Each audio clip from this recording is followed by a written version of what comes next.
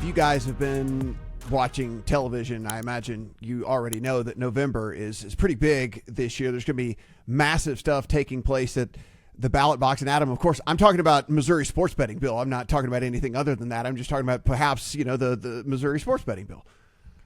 No, absolutely. I understand. That sort of trumps everything else that would be on the ballot, right? Like, I understand that Missouri sports betting is the most important thing that could be coming up in November. No question about that. What we saw, wink, wink, is that we took another big step in Missouri when it comes to the potential sports betting ballot initiative. The process goes like this. If you want to put something on the ballot, you have to go gather a certain amount of signatures. That's determined on a state-by-state basis.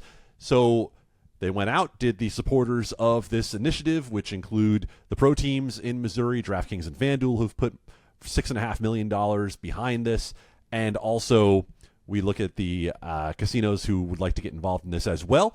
They gathered their signatures, and the key step that happened is that those signatures have to be verified at the local level before they go to the Secretary of State for verification, right? So what do we mean when we say the signatures have to be verified? Well, anybody could grab a petition form and sign John Doe, John Smith, Jane Smith on there.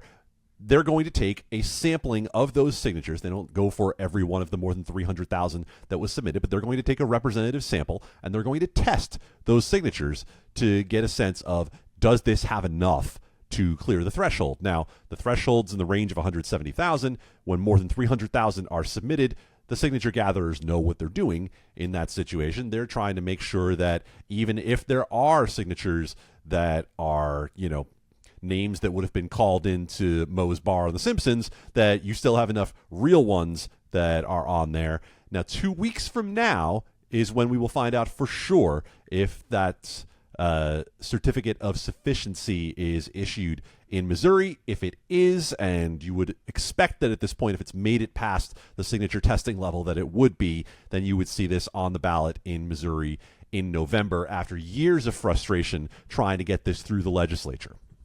Guys, if you're going to fake sign a petition out there, don't go John Doe, Jane Doe, whatever. Like, get it creative. Don't say the names, please. Adam, I swear. Adam, I always go with Mick Tyler. I don't know if whatever, which is a cross of Mick Jagger and Steven Tyler, who I mean, the two greatest frontmen basically of all time. And so I basically combined those two into one human being and went with this superhuman named Mick Tyler. That's kind of my fake signature. I am not going to risk my job saying the sorts of names that I think most people are going to write down on that ballot if they're trying to fake one. Let's just say, again, go watch some Simpsons and you'll have a good sense. Or any of the news bloopers where they take a tweet or they read a comment from a reader and it's like, this comes in from, and it's like always going to be something not absolutely terrible.